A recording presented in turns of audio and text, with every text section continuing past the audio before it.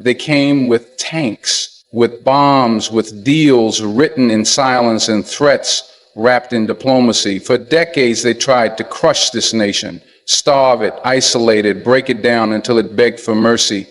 But Iran didn't beg, it didn't bend, it didn't break.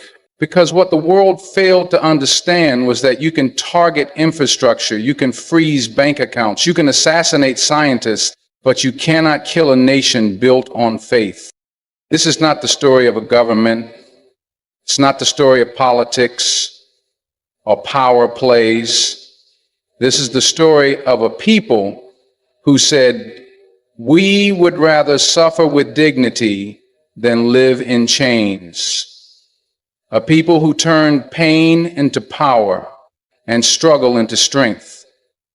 And tonight, we walk through that story, not as observers, but as witnesses to what happens when a nation refuses to kneel. So sit tight, open your heart, and stay with me until the very last second, because this is a lesson the world needs now more than ever. The lesson of how they tried to crush Iran, but only forged something unbreakable. In 1953, Iran faced a moment that would shape the next century of its identity. Its democratically elected prime minister, Mohammad Mossadegh, had dared to do what colonial powers feared most. He nationalized Iran's oil. For the first time, the wealth of the land was meant to serve the people, not foreign corporations. But that single act of independence lit a fire in the halls of Western power. The CIA and British intelligence moved quickly, orchestrating a covert operation that overthrew Mossadegh and reinstated the Shah, a ruler more willing to bow to foreign demands. This wasn't just a coup, it was a declaration that sovereignty could be bought, overthrown, and erased with enough money and manipulation. But Iran remembered. That betrayal was etched deep into the national memory like a scar that never fully heals. It wasn't just Mossadegh they toppled, it was the hope of self-determination. The people had tasted the possibility of governing themselves, of owning their resources, of standing tall in a world that wanted them on their knees. And when it was all taken away in the shadows of foreign embassies, something changed. Distrust of the West was no longer paranoia, it became history. The coup planted the seed of resistance that would later explode in the Islamic Revolution of 1979. Decades of forced modernization, repression, and blind loyalty to Western interests under the Shah created a powder keg of anger. The people didn't forget who pulled the strings behind the curtain. The revolution wasn't just about toppling a monarch. It was about reclaiming dignity stolen in 1953. The spirit of Mossadegh lived on, not in politics alone, but in the collective soul of a nation that learned its lesson. Sovereignty must be protected, not assumed. This is where Iran's posture of defiance began to take shape, not as aggression, but as survival. It was born not out of arrogance, but out of pain. Because when you see your freedom sold to the highest bidder, you learn to guard it with your life. Iran's refusal to bow to pressure today can be traced back to that moment in 1953, a moment that taught them that true independence comes at a cost, and that faith, not fear, must be the foundation if a nation is ever going to stand unshaken. The Islamic Revolution of 1979 was not just a shift in leadership, it was a seismic transformation in the soul of Iran. For decades, the people had lived under a monarchy that served more like a client state than a sovereign power, a regime that silenced voices, crushed opposition, and opened its doors to Western interests while closing its heart to its own culture. The spirit of the nation was dying in the shadows for a few, but the spirit of the nation was dying in the shadow. When the revolution came, it wasn't driven by hunger for power or political ambition alone. It was driven by the belief that the soul of Iran had been hijacked and needed to be returned to its rightful owners, the people and their faith. This wasn't a revolution built on material demands, it was built on values. It was led from the mosques, not just from the streets. It was a movement that put prayer ahead of politics, where sermons ignited more passion than speeches. The people didn't just want a new government, they wanted dignity, identity, and independence that reflected who they truly were. And when they poured into the streets by the millions, they weren't chanting the name of a politician. They were calling for a return to the roots that had made them unbreakable for centuries. The revolution gave birth to a new Iran, one that declared to the world that faith would no longer be a private ritual, but a public foundation. It rejected submission to foreign masters and embraced martyrdom over compromise. And it wasn't without sacrifice. The new republic was immediately met with hostility, isolation, and threats. But instead of crumbling, it stood firmer because the foundation was no longer oil, politics, or alliances. It was belief, a belief that no matter the pressure, a nation built on faith could endure what bullets and bombs could never destroy. That revolution wasn't just a political moment, it was a rebirth, a line drawn in the sand that told the world, this is who we are now, a people that bows only to God, not to kings or coalitions. And from that point forward, every challenge Iran faced would be met not just with strategy, but with spiritual steel. The revolution didn't just change leadership, it changed the definition of what it meant to be unshakably free. When Saddam Hussein launched his invasion of Iran in 1980, the world watched closely, some even silently cheering. Iraq was armed to the teeth, backed by major global powers, and believed that a post-revolution Iran, tired, disorganized, and politically fragile, would crumble quickly. But what Saddam and his allies didn't calculate was that Iran's strength wasn't lying in military stockpiles or foreign alliances. Iran's strength lived in the hearts of its people, in their faith, in their pain, in their memory, and in their willingness to die for something greater than themselves. What began as a brutal war turned into an 8-year lesson in resilience. Iran was bombed, gassed, and betrayed, yet it refused to collapse. It fought not with superior weapons, but with superior will. Young men volunteered for the front lines, not for money, not even for glory, but for sacrifice. Mothers buried their sons and raised their heads high, believing they had given their children not to war, but to history, to God, to the cause of truth. Villages turned into battlegrounds, cities into targets, but the spirit of resistance turned each funeral into a call to keep standing. It was during those 8 dark years that Iran's post-revolution identity was truly tested, and it passed that test not by winning territory, but by never surrendering an inch of its dignity. The Iran-Iraq War could have broken the back of the young Islamic Republic. It could have turned the people bitter, fragmented, and exhausted. But instead, it forged unity. The government and the people, the army and the volunteers, the poor and the middle class, all stood together. They had no choice but to rely on each other. And that dependence formed a new kind of nation. One built not on convenience, but conviction. That war gave Iran its modern narrative. The world may come for us, but we do not kneel. Even decades later, the echoes of that war define Iran's worldview. It taught them that no one will come to save them and no one will fight for them. It must come from within.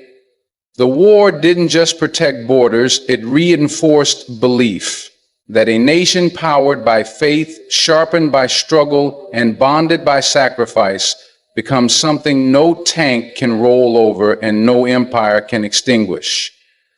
Iran emerged from that war scarred but standing, wounded but undefeated, and that became its legacy. Sanctions are often called bloodless, but in reality, they bleed a nation from the inside.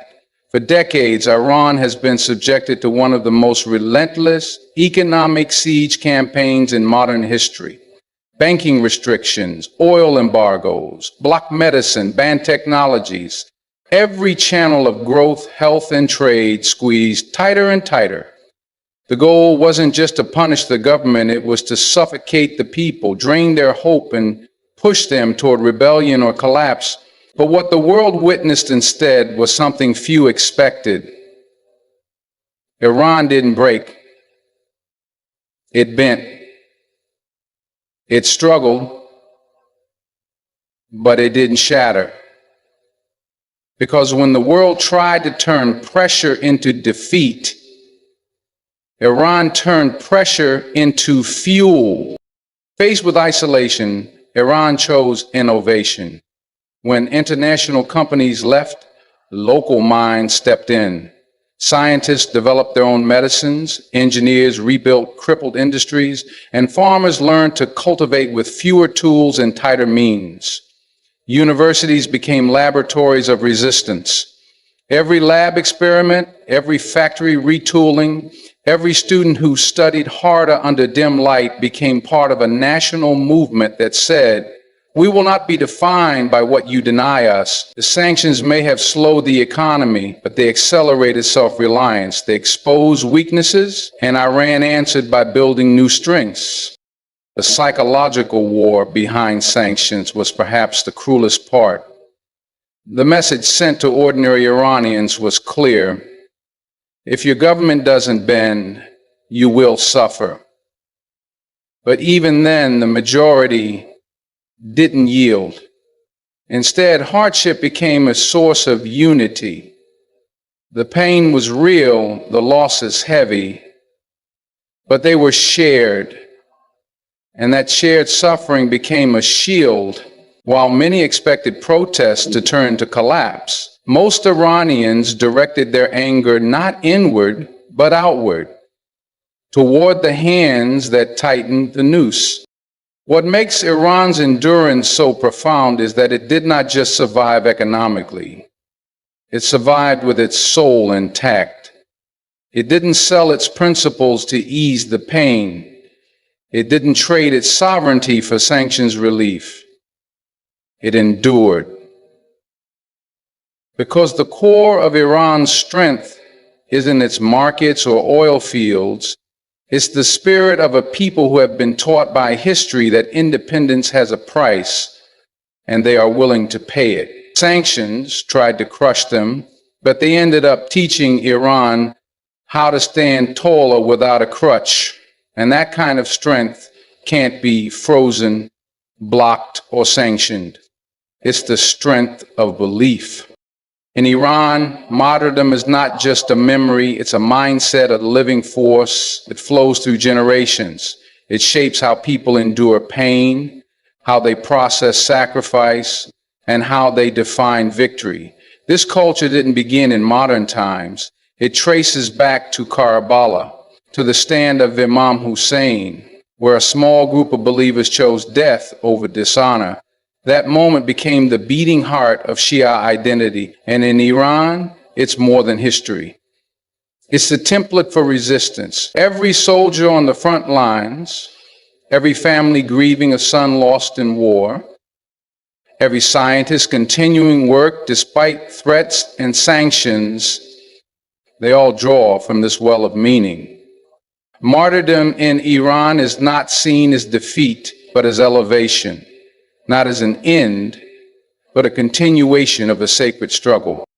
This powerful concept helped Iran survive in ways many nations could not. It turned funerals into fuel, pain into pride, and loss into legacy. When sanctions choked the economy, people didn't just complain, they endured, believing their patience was part of something bigger. When bombs fell or assassinations occurred, the response wasn't surrender, it was defiance. Because in a culture shaped by faith, suffering is not meaningless. It's a test.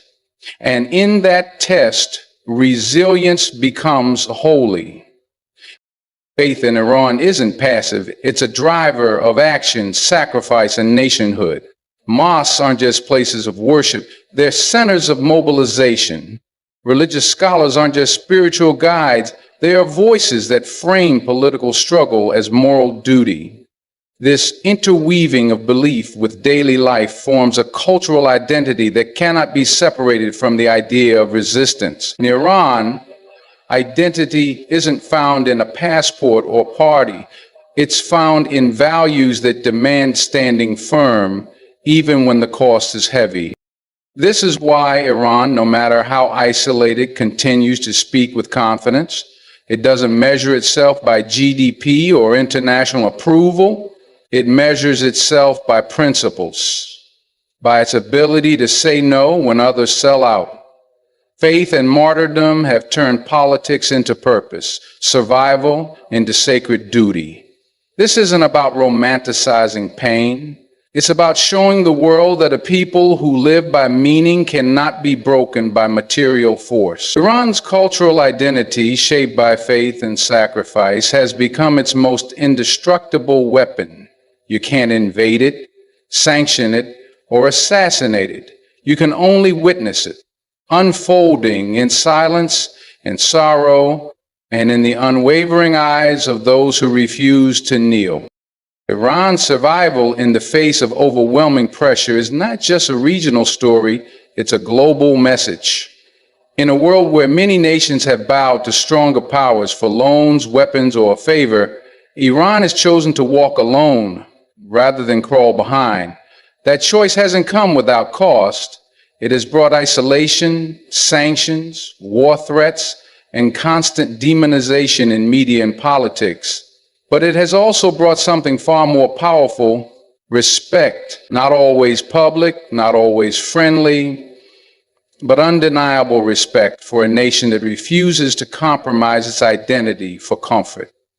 This refusal is not rooted in arrogance, but in deep conviction that some values are worth more than economic gain or diplomatic applause.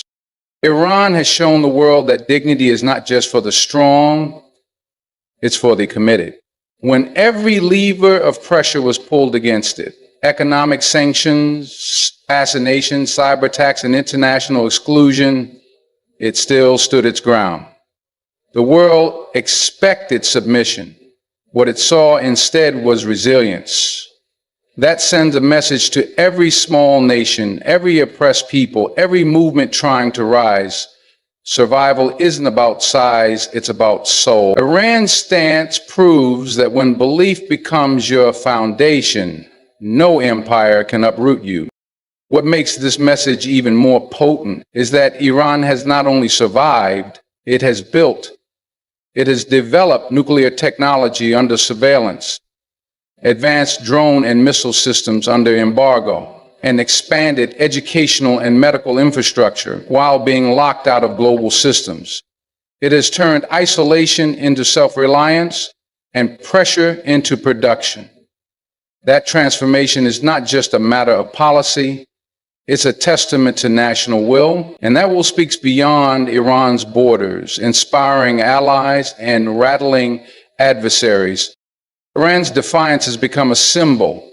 It has shown the global South that standing up to dominant powers is still possible.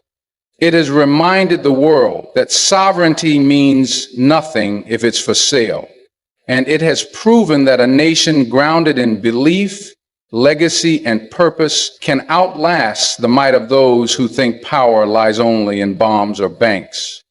In a world that often rewards obedience and punishes resistance, Iran's stance shines like a warning and a beacon. A warning to those who try to crush others into submission, and a beacon to those still searching for the courage to stand. Because a nation that kneels to no one becomes more than a country. It becomes a cause. They tried everything: coups, wars, sanctions, isolation. They came with firepower, with propaganda, with pressure meant to break the bones of a nation and crush the spirit of its people. But Iran did not flinch. It did not fold. Because what they were up against wasn't just a government or an army. It was a people whose strength came not from material wealth, but from something far deeper: faith, memory, identity. Generation after generation stood in the fire and said, "We will not kneel." And that message echoed across borders, across oceans, across history. Iran became more than a nation. It became proof that when belief is greater than fear, when sacrifice becomes strength, and when you refuse to trade dignity for survival, you become unshakable. They tried to crush Iran, but they only revealed what happens when a nation is built not just on land, but on legacy, not just on politics, but on purpose. Good luck and thank you message. Thank you for walking through this story with me. In a world full of noise, distraction, and fear, you chose to listen to truth, to struggle, and to spirit. May this message remind you, wherever you are, that real power is not about force. It's about standing firm when it would be easier to fall. Keep your head high, your heart steady, and your faith unshaken. Good luck on your journey, and thank you for caring, for thinking, and for never forgetting what it means to stand when the world wants you to kneel.